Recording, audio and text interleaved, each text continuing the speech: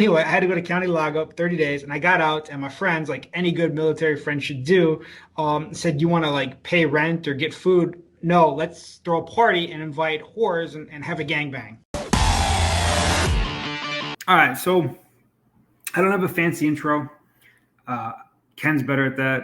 However, I wanted to steal one of Ken's ideas and make kind of a short episode, kind of a quick hitter. And, I thought that when he did it on the historical aspect, it really turned out good. I thought he doesn't enjoy it, but I don't think anybody fucking enjoys hearing themselves speak.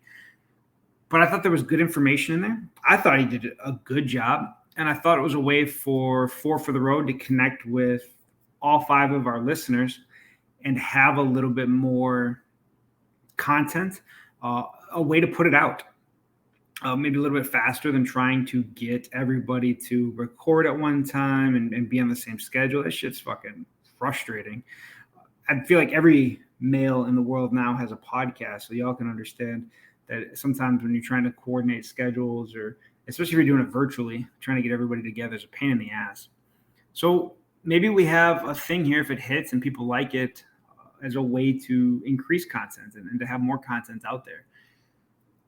But one thing I want to talk about that I thought was applicable to the MC community, the biker community really as a whole, I guess, is loss.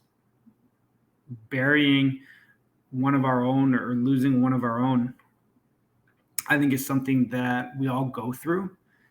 You're going to experience it. It's not a matter of if, it's a matter of when. If you ride motorcycles long enough, I'm sure absolutely everybody that follows for the Road probably has a story about losing somebody, and not just somebody that they knew, somebody that they were fucking close with.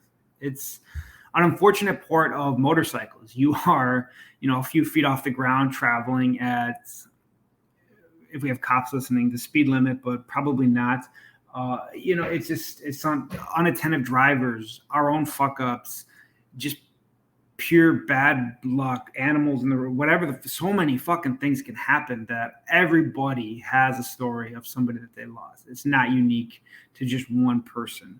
And so I thought it was a topic worth talking just briefly about. Anybody that follows for the Road Instagram, anybody that follows my personal Instagram, yesterday we lost somebody. My area, the nation that I was under, the club that I came up under, we lost somebody that was immensely close to all of us. I restarted this thing about 3 fucking times because I didn't like how it was coming out. But one of the things I said earlier, actually I got like 20 fucking minutes of content right now, but only about 2 of it's usable.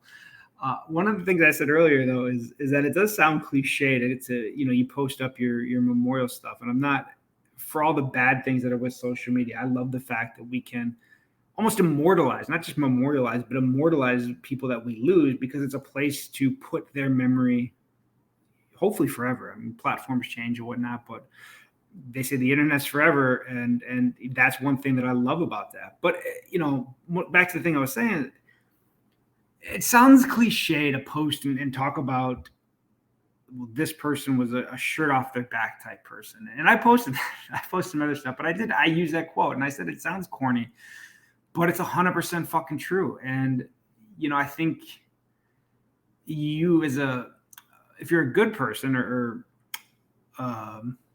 what's the word, introspective. Now, I don't think anybody wants to be a cheese dick. Nobody wants to take a tragedy and make it about them. And I think that you consider that when you're making a statement or posting about something or remembering somebody. You want to honor them, and you want to cherish them, and you want to, I guess, share your grief with those that are grieving with you, or let the whole world know what that person meant to so many people. You want to do that, but at the same time, none of us, or most of us that are good people, don't want to make it about like, hey, look at me. It's like you're thinking about that. I know I was like, how do I say, fuck, dude, this is such a hard loss, and we miss this guy so fucking much, but at the same time, it's not look at me, it's look at him, and then look what he made better around him. And we can all relate to that. I didn't have to name drop his club or what his name was or anything like that. Like I said earlier, we've all if we're riding and been riding for a minute or two, we've all experienced loss. And I struggled with, should I even make this episode? Like, is this fucking cheesy? Maybe it is. I don't know. But Four for the Road has a platform. Four for the Road has so many different people that are amazing and contribute to it and write in and all this stuff, that maybe we can take a topic like loss, like losing a brother, put out a quick episode and make it generalized enough that it resonates with more than just those of us that are experiencing the loss we felt here the other day. It can be something that resonates for everybody that's experienced loss. Again, using a social media platform to create a fucking podcast to try and memorialize somebody, I am very much aware how that can seem like you are trying to say, fucking look at me, look at me, look at me. And so I'm trying to walk. I think this is going to kind of come out a little bit disjointed and discombobulated, because I really am trying to walk that line of putting words together that don't make it selfish or attention to me and what we're going through, but to help everybody understand it. Because one thing that I really love about the MC community is the way that we kind of honor our dead and those that have left us. I don't belong to any of the organizations. I don't belong to a book club. I don't drive a fucking Jeep and whatever those people call themselves. I don't have a Salt Life sticker. I can't speak on what those organizations do. But I'm fairly confident, or at least willing to bet, that there's not a ton of organizations out there that put the pageantry, and I don't mean that in a condescending way, that put the pageantry, the tradition, each club might have its own special way that it remembers its fallen or buries them, or things that happened graveside, and all these kind of different things, these nuances that go into not only how we give last rides and how we do memorials and how we do burials and anniversaries of gone but not forgotten parties and things like that. It's just so unique. Maybe the military, obviously so much of motorcycle culture we've covered has, comes from the military, stems from the military. Get that. But I think outside of the military or military type structured organizations, et cetera, there's not a ton of places men can go and you find this kind of tradition and honor bound rites of passage that happen when we lose somebody. Like I said, growing men that, whether we all are or not, we all believe that we're fucking super tough guys and we're these stoic, everybody I think kind of sees them as that stoic, complicated, good hero type thing. Let's get, all right, it's cheesy, but let's be honest. Like, dudes, we want to see ourselves like that, whether it's fucking true or not. And to see these type of men and the way that we express our feelings, it's fucking beautiful when we lose somebody or any circumstance that brings us together. Like, we really do. You rally around the family. You rally around your brothers. You rally around maybe the MC community as a whole and things like that. And we try to pick each other up and pick the family up in times of just absolute tragedy and grief. And again, I don't know where else in the civilian side, at least, where you find that. And I think that's a part that brings people to motorcycle clubs. We can all talk about the brotherhood and all those other kind of $5 words that people like to use when describing what brought them to the motorcycle club life or just the bike community or whatever. But kind of some of our rituals, our traditions, and especially the way that we honor those that we lose, I think that's for lack of a better term, it's enticing. Like, who doesn't want to be remembered like that? Like, you can die, waste away, few people come, whatever. But when you're in the motorcycle community, you're probably going to get a pretty badass send off. You're probably going to get a pretty big memorial party. Your last ride is probably going to have a big old pack of bikes. There's probably going to be some hilarious fucking stories that you wish never got out. They're going to be told at your graveside. There's going to be brothers that take the shovel and put dirt on your own grave. Some folks, they even ride a motorcycle over it when it's done and stuff like that. Still, some have a gun salute. Some all kind. You get buried with memorials and trinkets and things that meant shit to you and your brothers or the club. That's just not happening when you have at your local golf clubhouse. It's just not happening there. And so I think that's something that brings people in. And I think that, for those of us that are dealing with the loss, it's important to remember that. It's important that no matter what we're feeling and how shitty the feeling, that we still find what's the right word? Is energy the right word? Motivation, whatever, like through the grief, finding the time, the energy, and the motivation to still properly send off that brother. And I'm not saying that anybody would do anything less. I'm just saying that sometimes, that dark cloud hangs over you. I get it. I'm there. You don't want to go to this. You don't want to ride here, but you really kind of have to pick yourself up and do it, because they would do it for you. And to summarize that fucking rant, I just think it's a beautiful thing. And I think it's something that you can't find in a lot of places. And maybe that's the scary part about dying, is that you won't be here.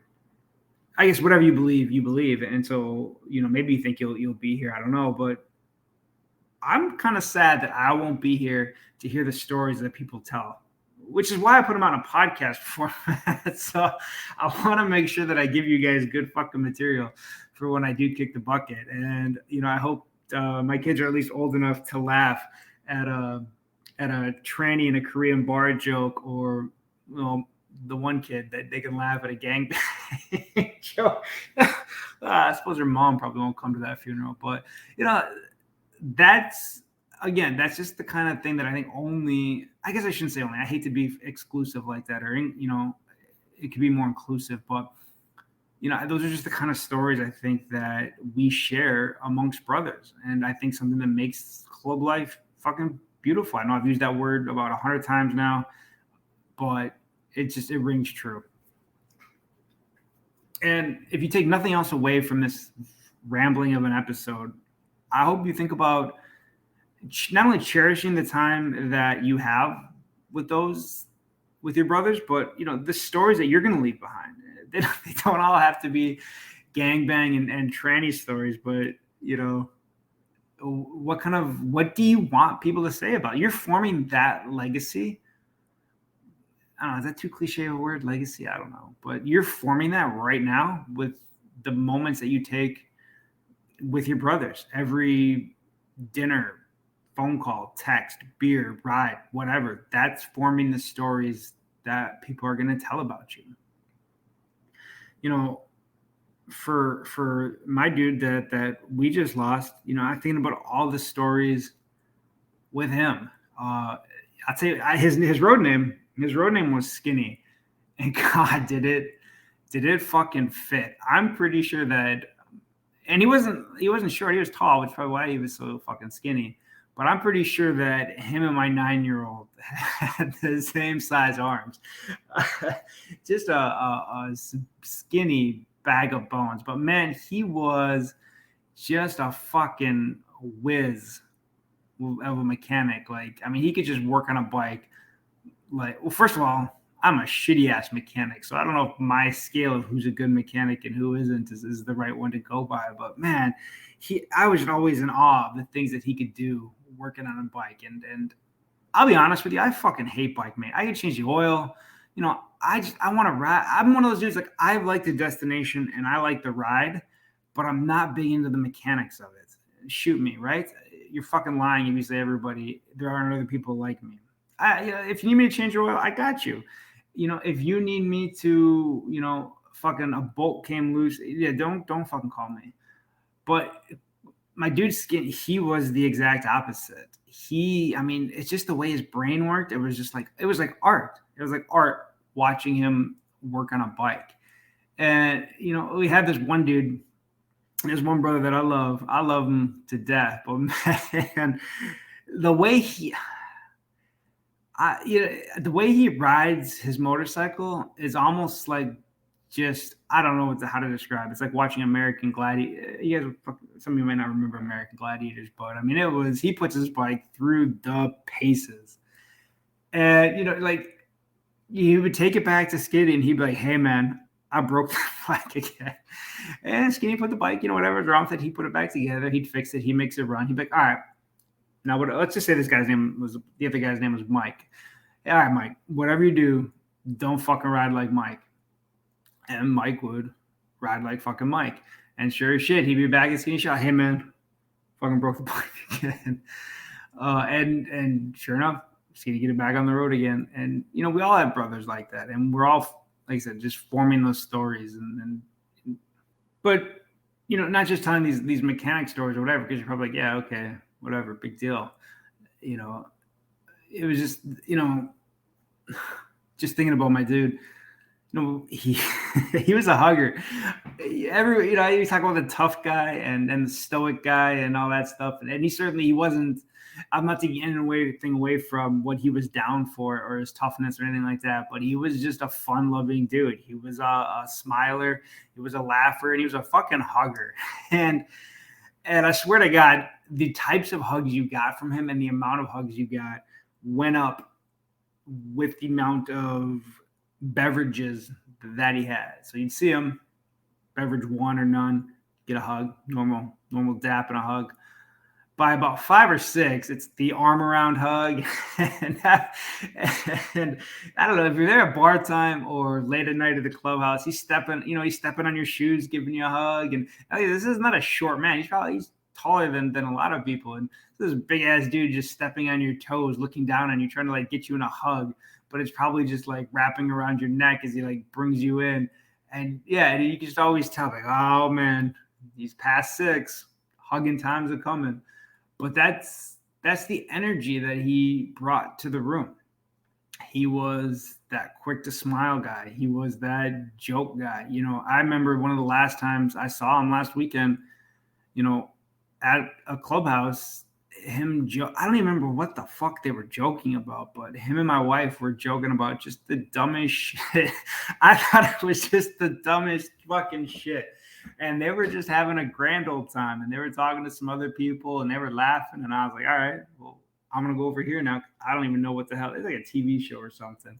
I don't even know what the hell y'all are talking about. And years ago, when I first started coming around, I had just gotten I was out of the service for like a year, maybe less than that. And I was into running marathons. And if you know me now, and if you didn't know me back then, but you know me now, you look at me like, this fucking fat motherfucker ran marathons. But I did.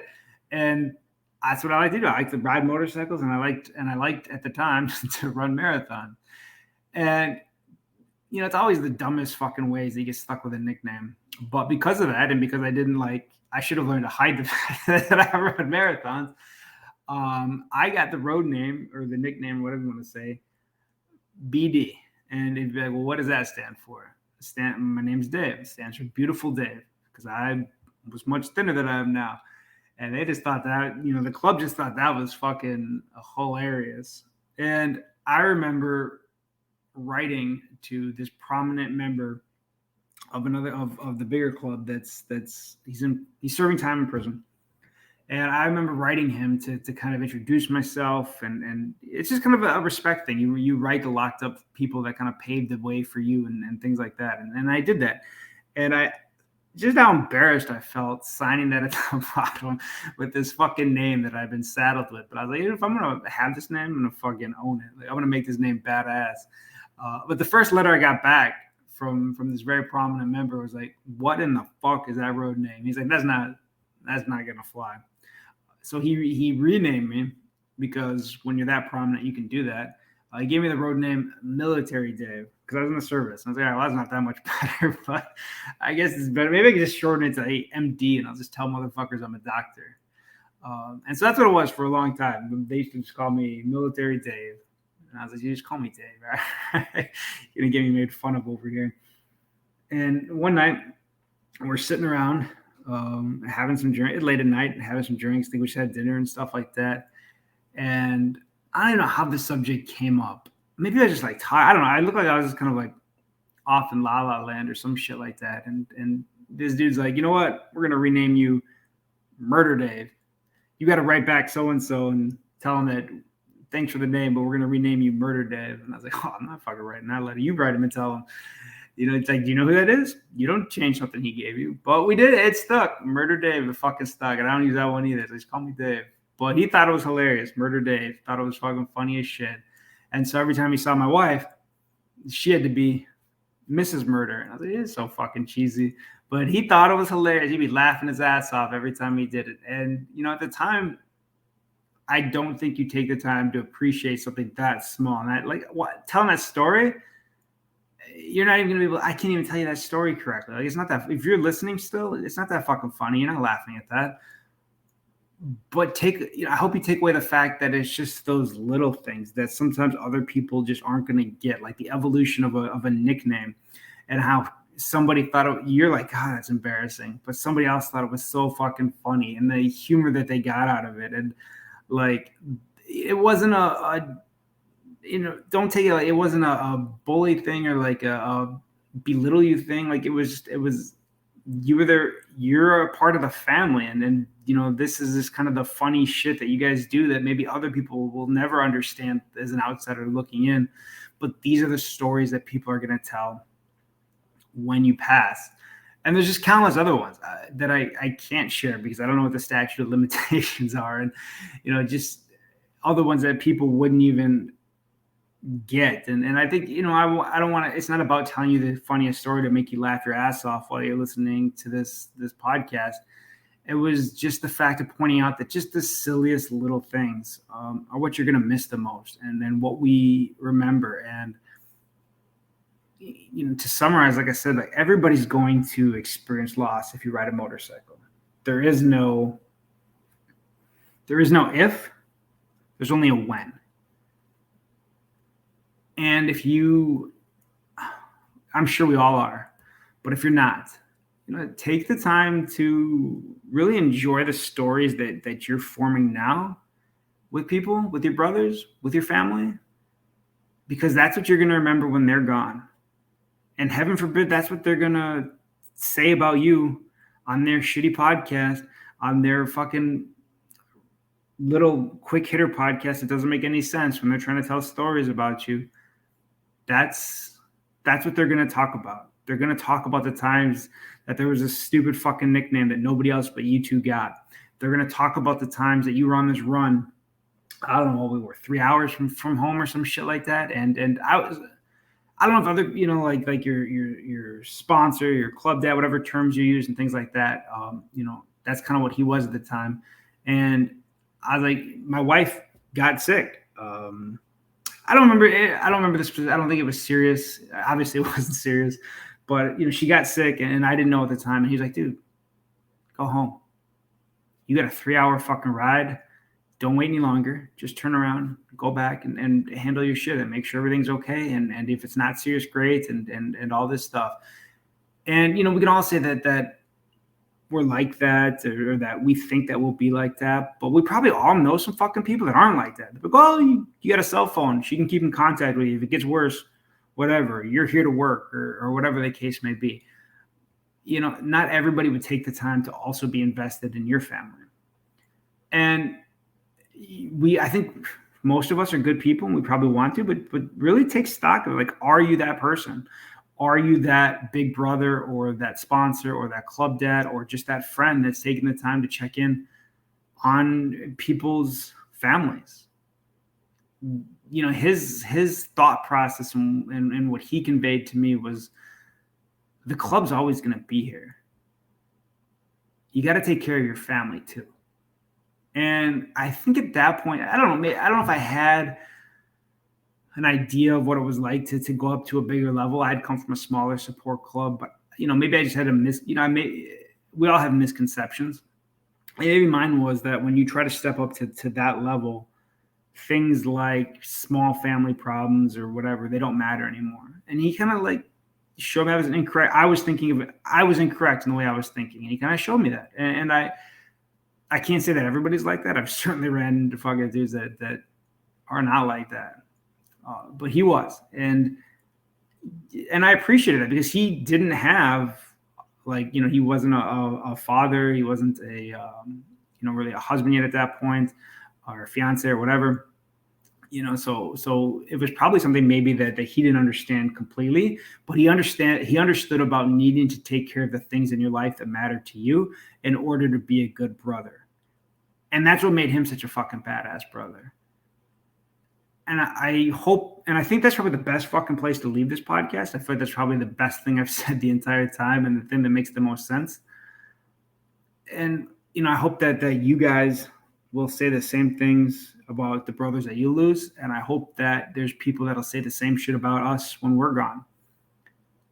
And we miss him, and we're going to miss him for a long time. And we're going to raise money for his family this weekend, and we're going to memorialize him at his funeral and his last ride, and we're gonna all buy up the memorial patches and stickers and fucking, speaking of stickers, one last story I'll leave with. There was a thing, God, I don't remember where I saw it, but we were in a bar. I promise we're not alcoholics. It's just sometimes that's where you meet. But we were joking about something, and like I said, the dude just loved to. What I remember was he just loved to laugh and have a good time, and we were joking about something, and probably, I don't know, I probably said that I disappointed my wife in bed because I'm fast as fuck, boy. And it turned into this joke, and basically he was a fucking ace mechanic, and his bike was fucking fast. And so he turned it into a sticker that said fast as fuck. And that became a thing, FAF, fast as fuck. And he loved it, he thought it was great. And he had these stickers made up, and he gave them to people that were close to him.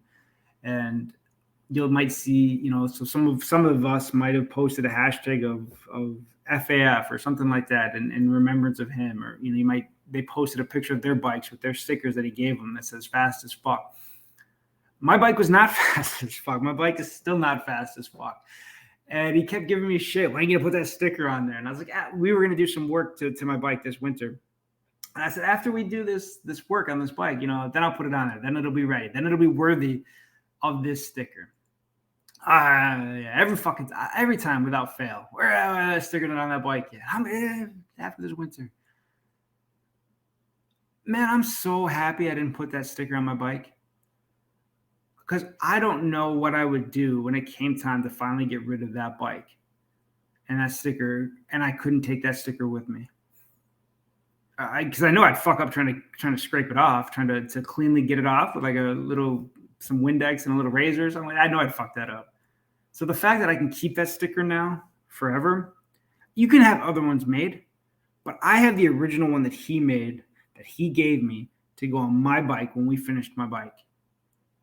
And now I know that I won't ever have to get a replacement sticker. I'll always have that original, because I'm not going to fucking put it on shit. That sticker's just going to stay with me as something that I remember. And if any of you talk to my wife, she'll tell you I'm still fast as fuck. But yeah, that's the thing. That's the stories that I hope y'all are taking the time to create. That's the stories I hope people will tell about me. Those are the fucking stories I want to tell about you. Man, loss sucks, dude. It's hard. And you feel it. And you feel it for a while. And it's not about you. I can't even imagine what his other brothers are going through. There was people that knew him for, that knew him for almost 30 years, God, what are those folks going through? His fiance, what's she going through? Step parents, what are they going through? Those are the fucking people that matter. I don't matter. We don't matter. Those people matter. Make it about them. But if social media, if the internet lives on forever, take the time to memorialize the people you fucking care about. Take more pictures. Post it. Like, people think it's cheesy, or why is your phone on? People give you shit about having your phone out. I get that. Make sure it's an appropriate fucking time to have your phone out, but don't miss an opportunity to take a picture that you're going to want to look back on later.